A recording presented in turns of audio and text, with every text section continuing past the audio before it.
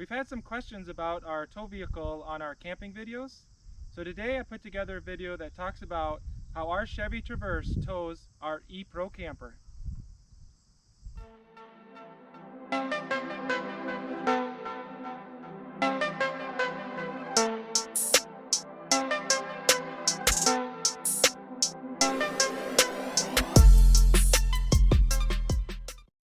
We didn't have our camper yet when we bought our tow vehicle. When we went to replace the family van, we knew we wanted to buy something that could tow a camper. Buying the tow vehicle first will limit your options in terms of what campers you can buy. But for us, this really helped out because there are so many different options out there for travel trailers that we could easily narrow down the list simply based on whether our vehicle could pull it or not. Our camper is an E-Pro E20BHS. Its dry weight is 3,500 pounds. We do have a full walkthrough of this camper on YouTube if you're interested in more details about the camper itself. Our tow vehicle is a 2019 Chevy Traverse RS. It has a 3.6 liter 6-cylinder engine. We have the factory installed trailering package. This includes a heavy-duty cooling system for the engine and the hitch receiver. The trailering package increases the max towing capability of this vehicle to 5,200 pounds. The hitch is in the back behind a shield, so it's hidden when you're not using it. There are 2 nuts at the bottom that you need to loosen, and then this just peels right off. This is a 2-inch receiver, so we put our weight distribution hitch through here, and this is where we plug in the trailer so that we have lights when we're driving. So this vehicle does have 3 rows of seats. With the back 2 rows can be folded down for extra storage. Typically when we go camping, we just fold down the last row, and that gives us a ton of extra storage. I don't know if you can see back there, but we just throw all our camping stuff in there. The vehicle has different drive modes. So by default it's 2-wheel drive, but you simply just turn this switch to switch between 2-wheel drive, 4-wheel drive. This would be if you're driving in the mountains, and then this is what we use when we're towing. And you can go all the way around, so when you are in 2-wheel drive, you can turn it counterclockwise to quickly go over to the towing mode. So this is what we use when we're pulling the camper. In terms of handling, it tows best if you can keep the vehicle around 55 miles per hour.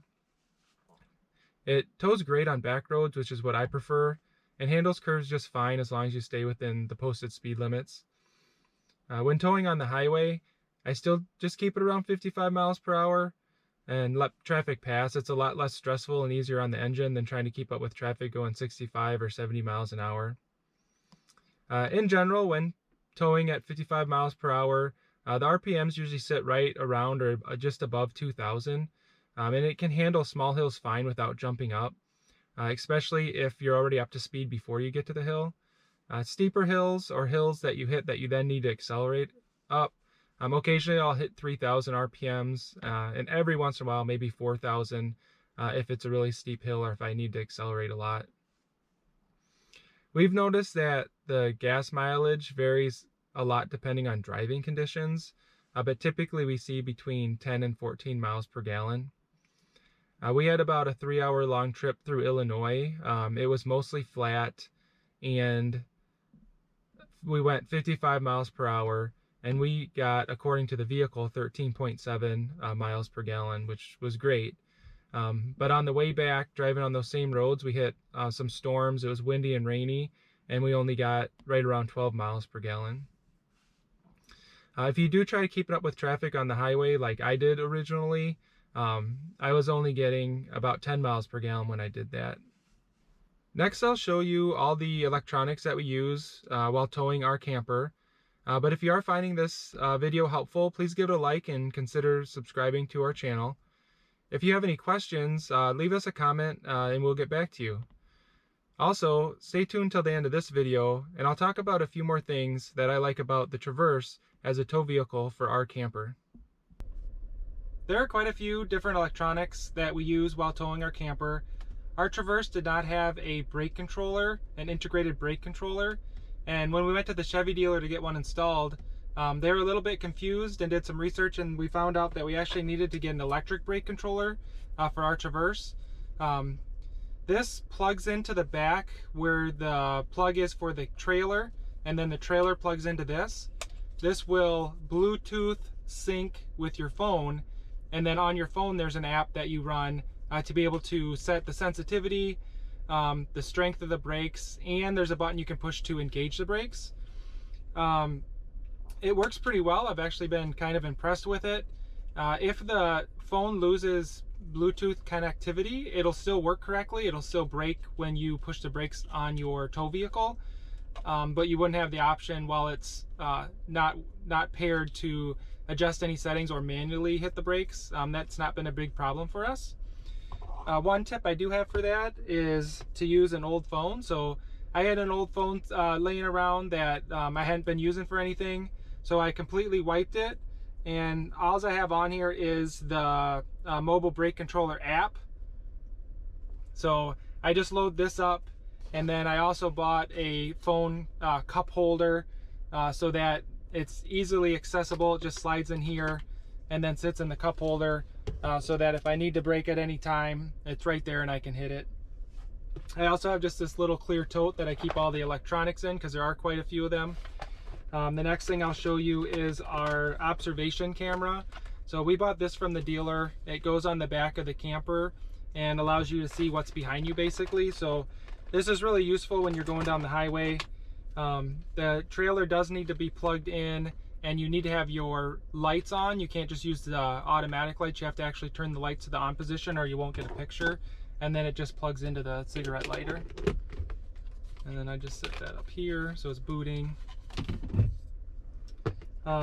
This also came with the camper. This is a tire pressure monitor, so it'll tell you both the pressure of the tires and their temperature, and it syncs wirelessly to each tire.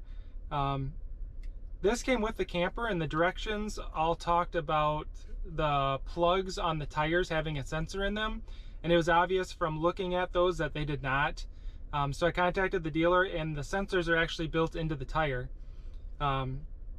So you have to go to each tire when you do the syncing instructions, and it's just opposite of the stem valve is where you hold it up to the tire while you're doing the pairing, and then it'll flash. So you can do each of the tires on here, and it'll alternate between them as you're driving to let you know.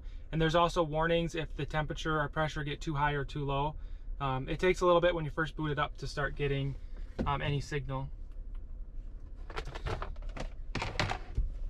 So as you can see, the dashboard gets pretty full with all this stuff on there, and then I have my phone down here with the brake controller app on it that's loading. My video for the camper's not on yet because I didn't turn on the lights. So there, I just turned them on. Now I can see, I don't know if you can see that or not, but you can see what's behind the camper. If I bring it back here, you can see it a little bit better probably. So that's really helpful on the highway. Here's the tire monitor working. So it flashes the tire, tells you the temperature and pressure for each one. It just keeps alternating between. I did set highs and lows for those. They've never gone off, so I don't really know what the warning looks like when that happens. One other thing I wanted to mention about the app is we had a lot of problem getting it paired when we were at the dealer with our electric brake controller. And it ended up being that we need to have locations turned on the phone. Otherwise it wouldn't pair. I don't know if that's just specific to my phone or not, but we did waste a bit of time. If you are having problems syncing that, try turning locations on your phone. Earlier in the video, I promised a couple things that I would talk about at the end of the video that I really like about this tow vehicle. One thing is the backup camera. I know a lot of vehicles have these now, but I will say this is really handy, especially trying to get your trailer lined up left to right. So you can see your hitch, and you can easily go left and right to adjust as you're backing up. I will say depth perception wise, it's hard knowing how far to back up, so I always have a spotter back there. The other thing really nice with this vehicle is the surround vision. So this is the top-down view of the vehicle. There's camera on each side of the vehicle that will show you basically your surroundings. And while this doesn't like give you really accurate for how far to back up, it gives you a pretty good reference. So right now you can see my vehicle's close to the edge of the concrete that the trailer's on. I use this at home when we back into our driveway to know that I've gotten the trailer past the sidewalk, and that's been really useful for us. The last thing I'll talk about is the blind spot detectors on the vehicle. And again, a lot of vehicles do have these, so there's a little indicator in the top left when there's a vehicle passing me. The thing I like about the E Pro is that it's only 7 feet wide, so these sensors actually still work when we're on the highway. So between the observation camera behind and the blind spot detectors, I feel like I got pretty good visibility when I'm going down the highway. I hope you enjoyed this video, and thanks for watching.